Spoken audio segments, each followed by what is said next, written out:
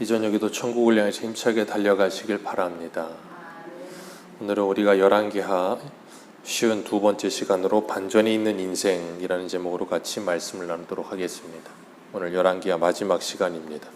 지난 시간에는 우리가 어떤 상황 속에서도 하나님의 말씀을 붙들라 그랬습니다.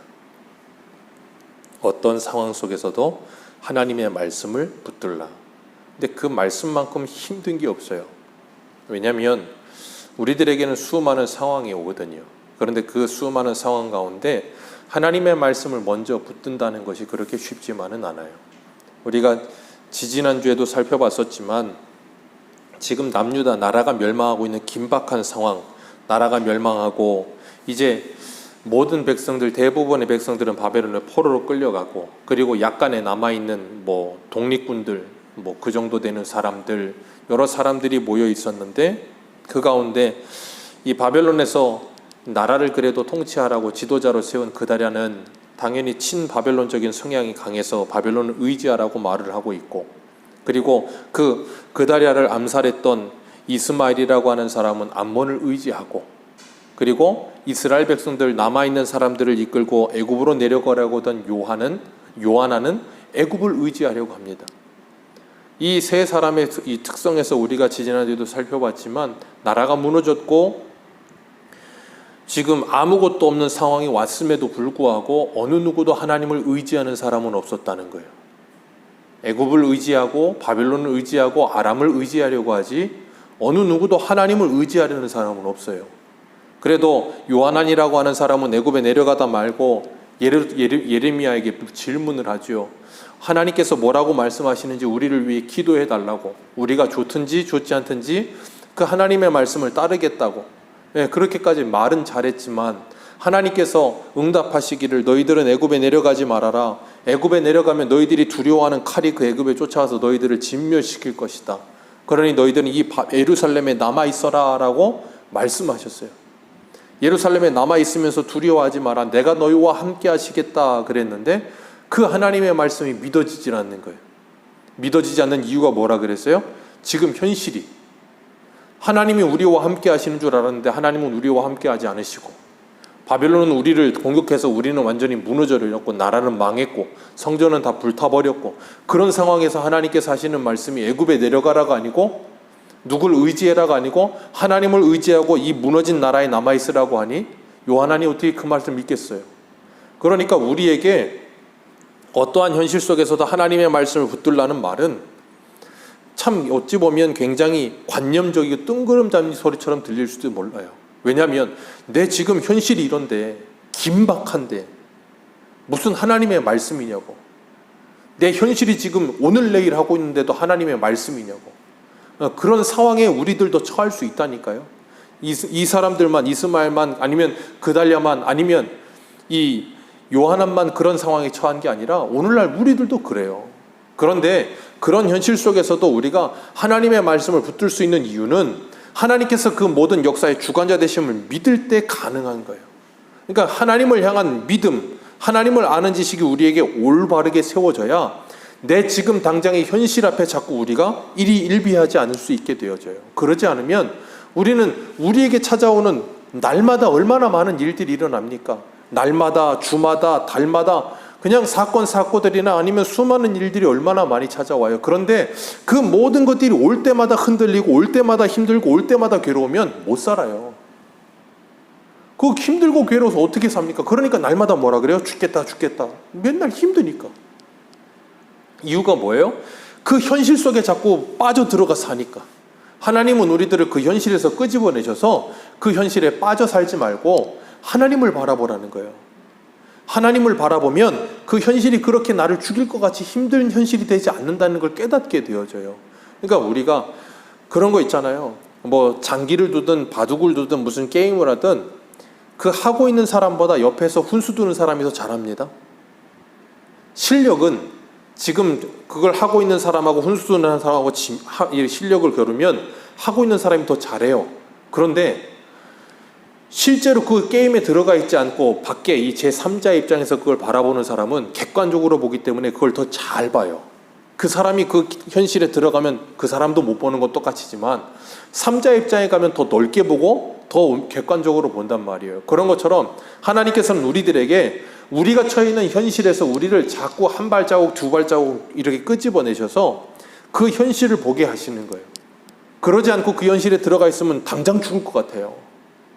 그래서 견딜 수가 없는 거예요. 그래서 하나님 우리에게 뭐 하라 그러세요? 기도하라고 하시는 거예요. 우리가 하나님께 기도한다는 건 우리의 현실 속에 우리가 매몰되거나 그 현실에 눌려 살지 않고 그 현실에서 좀 떨어져서 그 현실을 보게 하시는 거예요. 그래야 우리가 그 현실을 이길 수 있어요. 그 현실에 매몰되지 않고 현실과 문제와 상황보다 크신 하나님을 볼 수가 있어요. 안 그럼 하나님이 안 보인다니까요. 태양이 지구보다 얼마나 큽니까? 비교도 안 될 만큼 어마어마하잖아요.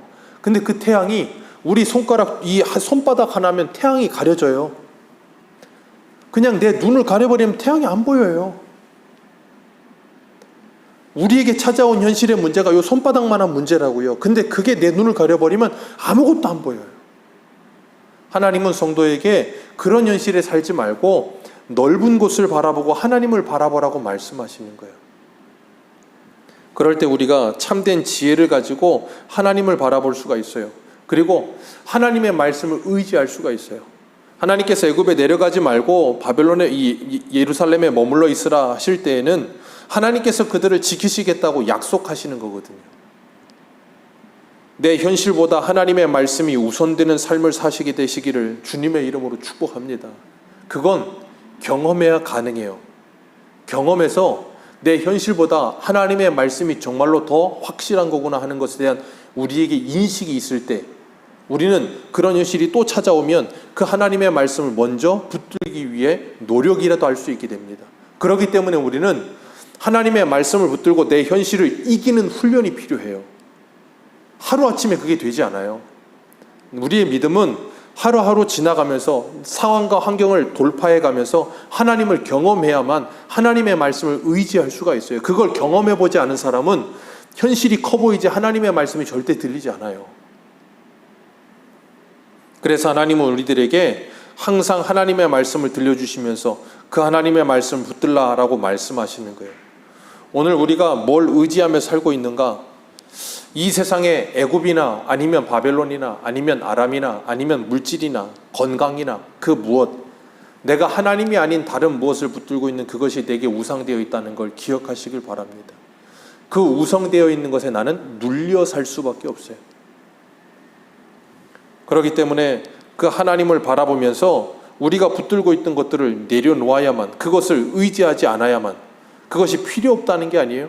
의지하려고 하는 마음을 버려야만, 다시 바꿔놓으면 이것 없으면 나는 죽어라는 생각을 버려야만 하나님을 의지할 수 있어요. 그래서 하나님께서 우리들에게는 우리의 현실 속에서 자꾸 우리가 의지하던 것들을 자꾸 무너뜨리시는 거예요. 오늘 새벽에 이스라엘 백성들이 홍해를 건넙니다.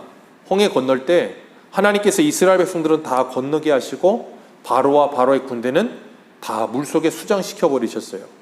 그걸 이스라엘 백성들이 두 눈으로 보게 하셨습니다. 애굽에 430년을 살면서 이스라엘 백성들은 바로가 신이라고 생각했어요. 바로만이 이 모든 나라 가운데 가장 강력한 절대자라고 생각했고, 그리고 바로의 군대는 뭐 말로 할 수 없을 만한 막강한 힘이었어요. 그러니까 이스라엘 백성들도 항상 바로와 바로의 군대 하면 뭐 하겠어요? 두려움의 대상.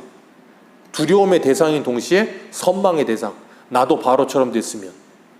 그게 힘이거든요. 힘이라고 하는 건 두려움과 동시에 선망의 대상이에요. 그런데 하나님께서 이스라엘 백성들이 430년 동안 두려움이었고 선망의 대상이었던 바로와 바로 군대를 애굽의 홍해 바다에 한순간에 다 수장시켜 버리셨어요. 그리고 그들에게 이것이 너희들의 힘이 아니라는 걸 눈으로 확실하게 보여주시는 거예요. 내가 그동안 힘이라고 믿고 살아왔던 것이 한순간에 와르르 무너질 때 사람은 절망하죠. 소망이 무너지니까. 그 절망을 경험해야 누가 보이냐면 하나님이 보여요. 내가 유일한 희망이라고 생각하는 거 붙들고 있던 게 홍해 바다에 다 무너져서 수장돼서 사라져 버려야 그제야 하나님이 보여요. 그러기 전에 하나님이 안 보인다니까. 그래서 하나님께서 우리들에게 그런 것들을 자꾸 하나하나 빼들어 가시는 거예요. 그리고 그런 것들이 얼마나 허무한 건지를 보게 하시는 거예요. 그런 걸 경험해야만 우리가 하나님을 의지할 수 있기 때문에. 그리고 그럴 때에야 사람이 변해요. 그러기 전에는 사람이 변하지 않습니다. 왜요? 아니 바로가 새파랗게 눈 뜨고 있고 바로 군대가 저렇게 잘 먹고 잘 살고 있는데 그게 힘이라고 믿고 있는 사람이 그게 그렇게 막강한데 그게 어떻게 힘이 아니라고 말하는 말을 믿겠어요? 그러니까 하나님이 뭐 하세요? 그걸 깨트려 버리시는 거예요. 우리에게도 그런 변화가 있어야만 우리의 삶에 변화가 일어나고 개혁이 일어나요. 그게 어떻게 가능하냐면 성령께서 찾아오셔야 되는 거예요. 성령께서 찾아오셔서 우리의 눈을 열어주셔야 되는 거예요. 아, 이 세상은 곧 무너지는 세상이구나. 그러니까 그걸 보지 못하니까 하나님이 자꾸 우리를 뭐 하세요? 우리 주변에 그런 사건 사고들을 자꾸 보여주시는 거예요. 사건 사고를 자꾸 보여주시면서 아, 저것이 아니구나 하는 걸 자꾸 우리로 하여금 체험하게 하시는 거예요. 마치 이스라엘 백성들이 홍해를 건너며 바로와 그리고 그 군대가 수장되는 걸 경험하듯이.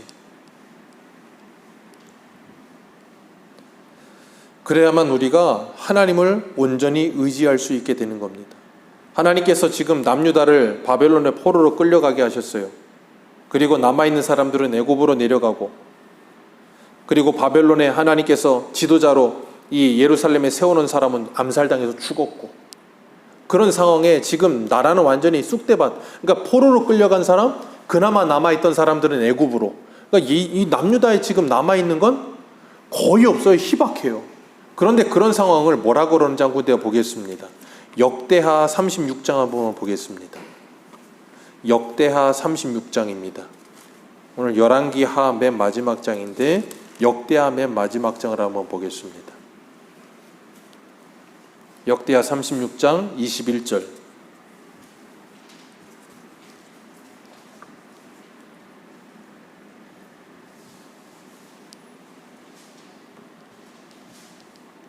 역대하 36장 21절입니다. 같이 읽겠습니다. 시작.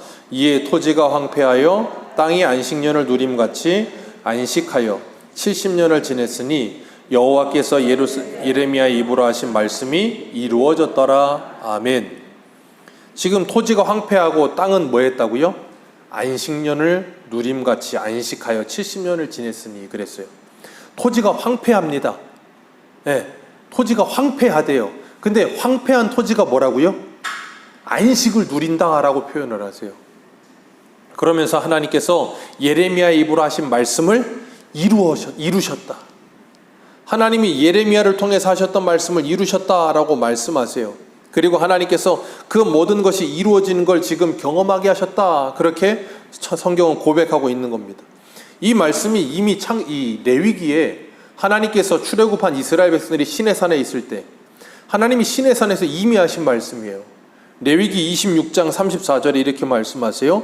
너희가 원수의 땅에 살 동안에 너희의 본토가 황무할 것이므로 땅이 안식을 누릴 것이라. 그때에 땅이 안식을 누리리니 너희가 그 땅에 거주하는 동안 너희가 안식할 때에 땅은 쉬지 못하였으나 그 땅이 황무할 동안에는 쉬게 되리라. 아멘. 하나님께서 모세를 통해 레위기에 이미 하신 말씀, 그 말씀이 1000년이 지나가고 난 후에 뭐예요? 성취되고 있는 거예요. 그런데 여기 재밌는 표현이 이렇게 말해요. 너희가 그 땅에 거주하는 동안에는 그 땅이 쉬지 못하였다.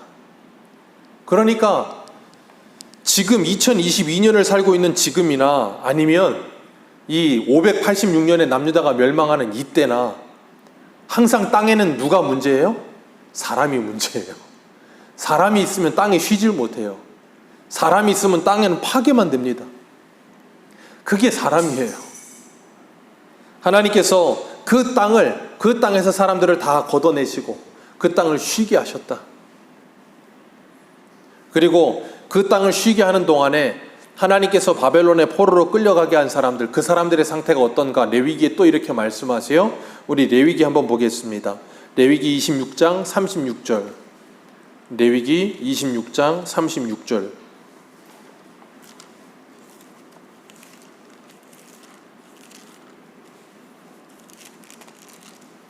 레위기 26장 36절입니다.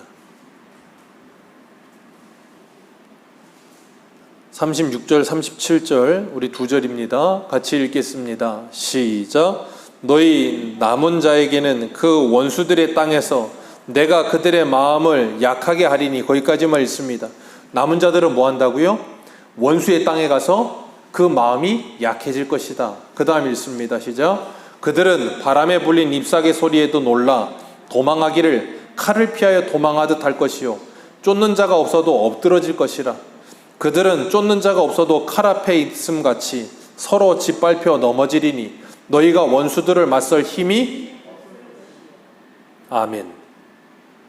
35절에는 좀 전에 제가 읽어드린 것처럼 거주하는 동안에 안식을 얻지 못했기에 너희들을 그 땅으로 원수들의 땅으로 보내고 그 땅이 황무할 동안은 안식하여 쉬게 될 것이고 그곳에 끌려간 너희들은 마음이 약해지는데 얼마만큼 약해지냐면 바람에 불리는 잎사귀 소리에도 뭐 한다고요? 놀란다고요. 바람에 불린 잎사귀 소리에도 놀라고 칼을 피하듯 도망할 것이라. 조그만 것에도 자라보고 놀라마스 소뚜껑 보고도 놀란다고 하더니 조그만 거에도 그냥 사람이 그냥 두려워서 살 수가 없을 만큼 연약해지는 거예요. 심신미약해지는 상태가 되는 거예요, 사람이. 그러면서 뭐예요? 점점점 괴로워져요. 그리고 원수들을 맞설 힘도 없어요. 그게 바벨론의 포로 70년 생활이에요. 이것이 복이라는 것을 믿으시길 바랍니다. 이게 절대 복이 아닌 것처럼 보여요. 아니 바벨론의 포로로 끌려간 것도 억울한데 포로로 끌려가서는 마음이 약해져가지고 잎사귀 날려가는 소리에도 그냥 두려워서 벌벌 떨고 원수랑 싸울 힘도 없고 이건 맞설 힘이 어디 있어요. 그냥 뭐라고 하면 그냥 여기서 치면 저리로 가고 저기서 치면 이리로 오고 그런 상태로 그냥 비참한 현실 속에 있는 거예요. 그런데 그런 현실에 있는 게 오히려 복이 된다는 거예요. 왜냐하면 그렇게 비참하게 내려가서 뭐 하냐면 그제서야 그들이 그 끝을 가면 하나님을 보게 되는 거예요. 그들이 원수들을 맞설 힘이 없고 그들의 마음이 약하여 바람에 불리는 잎사귀 소리에도 두려워서 도망다니는 인생이 되는. 그래서 자신이 자신의 힘으로 뭐든 어떤 것도 할 수 없는 존재라는 것에 대한 철저한 자각이 생길 때 사람은 누군가를 의지하게 돼요. 그러기 전에는 자기 자신을 믿기 때문에 누구를 의지하지 않습니다. 하나님이 그렇게 만드신다는 거예요. 그래서 역대하 20장 12절에 여호사밧이 이렇게 기도해요. 그 대적들이 모압, 암몬 이 세 나라 연합군이 공격해 들어오는데 이렇게 기도합니다. 우리 하나님이여 그들을 징벌하지 아니하시나이까. 우리를 치러 오는 이 큰 무리를 우리가 대적할 능력이 없고 어떻게 할 줄도 알지 못하옵고 오직 주만 바라보나이다. 하나님, 우리 대적 이길 힘이 없습니다. 레위기 이 26장 이 37절의 말씀처럼 원수들을 맞설 힘도 없습니다. 우리는 아무것도 할 수가 없습니다. 그래서 우리는 아무것도 할 수 없기 때문에 주님만 바라보고 있습니다라고 기도를 해요. 그러면 생각해 보세요. 그런 상황이 되면 주님만 바라보고 기도합니다라고 기도를 막 해요. 그런 상황이 되면 그 다음에 만약에 하나님이 뭐라고 하시면 어떻게 될까요? 그 즉시로 네 밖에 남는 게 없어요. 왜요? 나는 아무것도 할 줄 아는 게 없고 아무런 힘도 없고 그래서 어떤 것도 할 수가 없어서 하나님만 바라보고 있어요. 그리고 하나님께 기도만 하고 있어요. 그랬더니 하나님이 뭐라 그러면 너 이 일을 해라 라고 말한다고요. 그러면 그때 뭐예요? 내 유일한 의지와 소망은 하나님이기 때문에 그 하나님이 하라고 하는 말이면 뭐예요? 그냥 무조건 100% 내가 되는 거예요. 그때 하나님은 그런 상황이 되도록 우리를 몰고 가신다니까요. 그래서 하나님은 그런 상황이 와서 나는 아무것도 할 수 없습니다라고 두 손을 들고 하나님께 기도하게 될 때 그게 완전한 기도예요. 그래서 기도는 철저한 자기 부인이에요. 기도하지 않고 예수님을 따라가는 사람은 없습니다. 기도하지 않고 신앙생활하는 사람은 없어요. 기도 안 하는 사람은 철저하게 자기 힘을 믿는 사람이에요. 여전히 자기가 자기 힘으로 뭔가를 할 수 있는 능력이 있다고 착각하는 사람 절대 하나님께 기도하지 않습니다. 여호사밧처럼 오히려 아무것도 할 수 없는 상황이 왔을 때, 사면초가가 됐을 때, 마치 이스라엘 백성들이 홍해와 믹돌 사이에 가로막혀서 아무것도 할 수 없는 상황이 왔을 때 그때 뭘 할 수밖에 없어요? 하나님을 볼 수밖에 없는 거예요. 하나님은 우리가 그런 상황에 하나님을 바라보고 하나님을 의지하게 되기를 원하시는 거예요. 하나님은 철저하게 우리가 하나님 의존적 존재가 되기를 원하세요. 생각해 보세요. 아이들이 있는데 초등학생 아이들이에요. 그런데 초등학생 아이들이 아빠, 우리 집은 돈이 너무 없는 것 같아요. 제가 나가서 일을 해서 돈을 많이 벌어올게요. 그렇게 말을 하면 여러분이 부모님이랑 뭐라 그러시겠어요? 그래, 착하구나. 가서 돈 좀 많이 벌어와라 그러실 거예요? 넌 쓰잘데기 없는 생각하지 말고 공부나 열심히 해. 그건 아빠가 다 알아서 할 거야 라고 말을 할 거라고요. 우리가 마치 그런 초등학생 같아요. 하나님, 제가 뭘 해야 되겠는데 이게 안 되는데요. 이걸 어떻게 해결해야 될 것 같아요. 제가 좀 해결 좀 해볼게요. 그럼 하나님 뭐라 그럴까요? 쓸데없는 짓 하지 말고 너는 좀 가만히 좀 있어. 내가 알아서 할게. 그래서 하나님이 홍해 앞에 선 이스라엘 백성들이 뭐라 그래요? 너희는 가만히 서서 하나님이 행하시는 이 큰 구원을 보라. 하나님이 누구신지를 봐라. 그 하나님을 보고 하나님을 경험하고 하나님을 알면 그자는 뭐예요? 그 다음은? 그런 어려움이 오면 반복 학습이 되어서 하나님께 기도한다니까요. 왜? 내가 할 수 없음을 알기 때문에 하나님 도와주세요 하고 하나님께 기도하는 거예요. 그러니까 성도는 하나부터 열까지 하나님께 기도하는 거예요. 왜? 내 힘으로 할 수 없습니다라고 고백하기 때문에 가능한 일이에요. 근데 오늘날은 내 힘으로 할 수 있는 게 너무 많아. 내 힘으로 할 수 있는 게 너무 많다 보니까 하나님께 기도하지 않죠. 하나님이 가장 싫어하시는 일이에요. 우리 한 군데만 읽겠습니다. 예레미야 29장 11절입니다. 예레미야 29장 11절.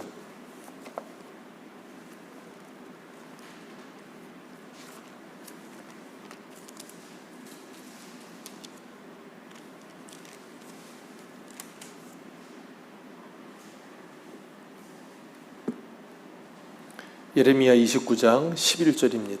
같이 읽겠습니다. 시작. 여호와의 말씀이니라. 너희를 향한 나의 생각은 내가 안하니 평안이요 재앙이 아니니라. 너희의 미래에 희망을 주는 것이니라. 아멘. 이것이 하나님의 뜻이라 말씀하신다고요. 어느 누구도 이런 생각을 하지 못하죠. 땅이 황폐했는데 안식하고 있다는 거 누가 그런 말을 하겠습니까? 그런데 하나님은 그렇게 하신다고요. 그리고 그들에게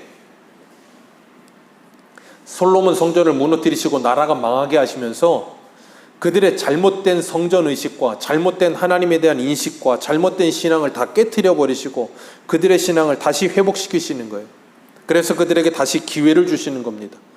그리고 뭐라 그러냐면 12절 말씀, 29장 12절 예레미야 같이 읽습니다. 시작. 너희가 내게 부르짖으며 내게 와서 기도하면 내가 너희의 기도를 들을 것이요 너희가 온 마음으로 나를 구하면 나를 찾을 것이요 나를 아멘. 여기 중요한 것, 너희가 온 마음으로 너희의 모든 걸 다해 내게 기도하고 나를 찾으면 너희들이 나를 찾을 것이고 나를 만날 것이고 그리고 내가 너희들에게 희망을 줄 것이다. 너희들을 다시 회복시켜 줄 것이다. 하나님께서 이 말씀을 하신다고요. 그래서 우리가 일상 속에서 사람이 이런 현실이 찾아와야 온 마음으로 전심으로 주님을 찾아요. 그리고 뭐 하냐면 그 사람이 변해요. 그전에는 그러지 않던 사람이 그렇게 바뀐다고요. 왜? 지금 당장에 문제가 생기니까. 그래서 성도에게는 어려움이 찾아오는 거예요. 어려움 찾아올 때 진짜 성도는 뭐 합니까? 하나님께 기도하잖아요. 기도 안 하던 사람, 그래서 예전에 제 서울에 있을 때 그 목사님, 그 안영 목사님 그러셨어요. 새벽 기도할 때 새벽 기도를 꾸준히 계속 나오던 사람이 안 나오면 걱정이 된대요. 그리고 새벽 기도를 한 번도 안 나오던 사람이 갑자기 새벽 기도를 나오기 시작하면 걱정이 된대요. 왜냐하면 그 두 사람 다 뭔가 문제가 생긴 거예요. 뭔가 큰 문제가 생겨요. 인생의 삶이 변할 만한 문제가 생긴 거예요. 하나님께서 그런 문제들을 우리에게 허락하신다니까요. 그래서 뭐 하시냐면 우리의 인생을 변화시키시는 거예요. 생활을. 라이프 스타일을 변화시키고 생활을 변화시키셔요. 그래서 간절하고 갈급하니까 새벽에라도 나와서 기도하고 밤에라도 나와서 기도하고 어떻게 해요? 내가 지금 할 수가 없으니까. 내가 지금 뭐라도 할 수 있으면 그렇게 안 할 것 같은데 왜? 사람은 다른 사람 의지하는 거 싫어합니다.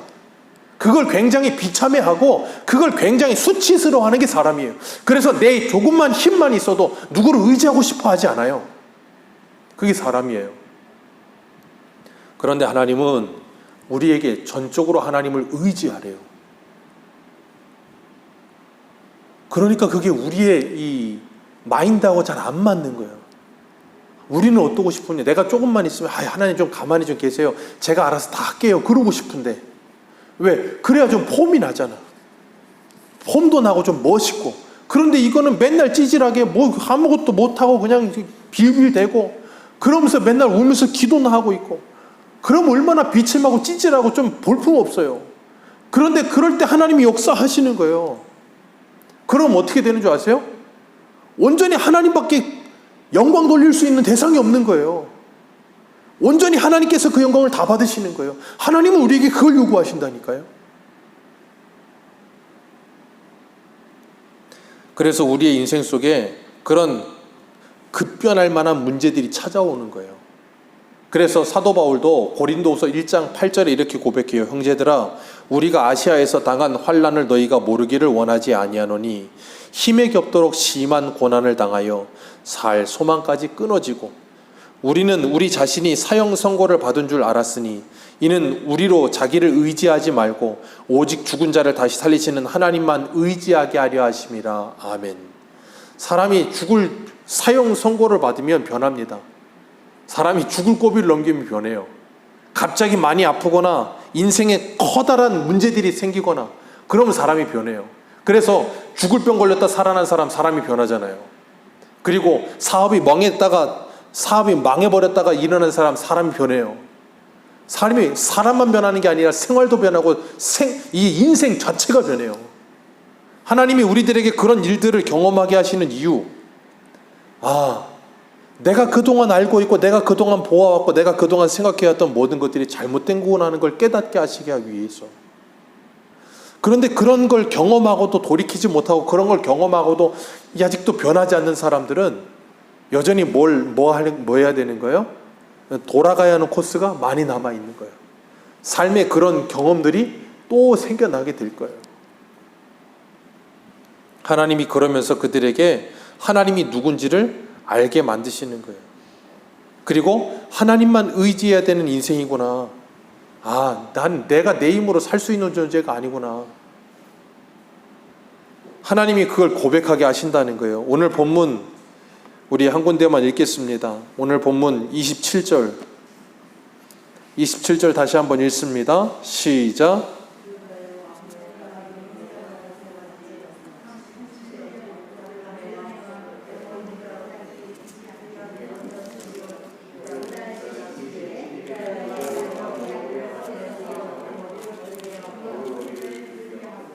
아멘. 여기 보면 여호야긴이 나와요. 이 사람이 18살에 왕이 돼가지고 바벨론에 끌려갔거든요. 그러니까 지금 37년이 지났습니다. 거기다 18년을 더해보세요. 그럼 몇 살이에요? 55살이에요. 55살이라고요. 이 당시에 왕들이 그렇게 엄청나게 장수하지 않았어요. 그런데 18살 10대에 잡혀가서 자기 왕자로 태어나서 왕이 되기까지 18년 세월에 두 곱절이 되는 2배가 되는 인생을 어디서 살아요? 감옥에 갇혀 살아요. 37년을 그렇게 살면 어떻게 될까요, 사람이?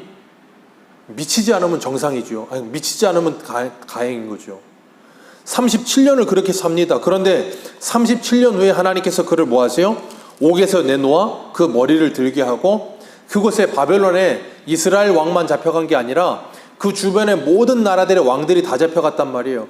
근데 그 모든 왕들 위에 지위로 이 여호야긴의 지위를 올리고 죄수의 의복을 벗게 하고 일평생 그 바벨론의 왕 앞에서 식사를 하게 하고 그리고 그가 필요한 모든 것을 그가 죽는 날까지 공급해 주라고 왕이 명령을 내렸어요. 37년 동안이나 감옥에 있었습니다. 감옥에서 37년을 고통을 하다가 하나님께서 그를 다시금 회복시키셨어요. 그 인생의 37년을 거기 있을 때 그 사람이 그런 일이 일어날 거라고 믿었을까요? 누가 옆에서 아마 그런 말을 해줘도 안 믿을 거예요. 1년, 2년 지났을 때 믿을지 몰라도 10년, 20년, 30년 지나고 나면 누가 그렇게 된다고 말을 해줘도 안 믿을 겁니다. 그런데 37년 있다 하나님이 그 사람을 그렇게 돌이켜 세우신다고요. 여호야긴이 자기가 그렇게 됐으면 좋겠다는 생각을 했을까요? 아니요. 그런 생각도 한 1년, 2년이지 30년 지나고 나서 37년 되면 그런 생각도 안 할 겁니다. 그런데 그제서야 하나님이 뭐 하세요? 이 사람을 회복시키세요. 하나님께서 예레미야 29장에 그러셨어요. 너희들이 70년 후에 바벨론에서 돌아오리라. 하나님은 7년 있다 돌아오게 하시면 좋겠는데 37년이 아니라 3년 반 만에 왕지위를 다시 회복시켜주면 좋겠는데 그렇게 하지 않고 37년, 70년 그렇게 해버리세요. 그러면서 뭐 하실까요? 이스라엘 백성들로 하여금 스스로 깨닫게 하시는 거예요. 아, 우리는 남아있는 건 절망밖에 없구나. 그걸 깨닫게 하시는 거예요. 그래서 하나님은 항상 사람의 끝이 하나님의 시작이 되게 하세요. 우리가 우리 힘으로 할 수 없다라고 우리 스스로가 고백하고 나는 절망뿐이다라고 말하는 그 순간에 하나님이 일하기 시작하세요. 그래서 우리가 볼 때는 절망인 상황도 하나님이 보실 때는 소망이 되는 거예요. 아멘이십니까? 내가 인간적인 눈으로 볼 때는 절망적이에요, 이 상황이. 그런데 하나님은 그 상황을 소망으로 보신다니까요. 왜냐하면 내 스스로가 그 상황을 보면서 절망이라고 포기해버려야 하나님이 일하실 수 있는 상황이 되니까요. 안 그러면 내 힘으로 하려고 한다니까요. 그래서 모세가 80세에 하나님께 부르심을 받는 거예요. 80세 되기 전에 40세에는 모세가 뭐합니까? 자기 힘으로 뭔가를 해보려고 그랬어요. 그랬는데 하나님이 모세를 80세가 되도록 미디안 광야에서 썩게 하시더니 80세에 불러내어 애굽으로 보내니까 모세가 뭐라 그래요? 나는 말을 할 줄 못하니 나는 혀가 뻣뻣하니이다. 주님, 내가 이제 80세에 늙어서 뭘 하겠습니까? 보낼 만한 자를 보내소서. 이제는 안 가려고 그래요. 나는 못합니다라고 말을 해요. 그런데 그 모세를 데려다가 하나님이 하나님의 일을 한다니까요. 저와 여러분들도 마찬가지예요. 지금 내 현실을 보면 절망, 이제는 다 끝났구나. 거기서 하나님이 시작하세요. 거기서 하나님이 시작하셔서 하나님의 일이 되게 하시고 난 후에 하나님이 홀로 영광 받으시는 거예요. 하나님께서 내 지금의 현실, 하나님께서 내 가정의 현실, 내 교회의 현실, 이 나라의 현실, 절망이라고 말하는 그때 어느 누구도 이건 할 수 없어, 누가 와도 안 되라고 하는 그때 하나님이 우리에게 절망 가운데 두 손 들고 여호사밧처럼 하나님, 우리는 대적과 싸울 힘도 없고 어떻게 할 수 없어서 하나님만 바라보나이다 하고 그 절망의 순간에 하나님께 나와 두 손 들고 기도하는 그 사람을 통해서 하나님은 하나님의 일을 시작하실 겁니다. 그래서 오늘도 우리가 이 자리에 나와 있는 거예요. 우리의 두 손을 들기 위해서. 하나님, 저 이제 안 됩니다. 내 힘으로 안 되는 걸 알고 포기합니다. 하나님, 도와주옵소서. 하나님은 그때 일하세요. 그 일하실 하나님을 기대하며 저와 여러분들이 하나님의 회복을 경험하는 놀라운 은혜가 있으시기를 주님의 이름으로 축복합니다. 기도하겠습니다.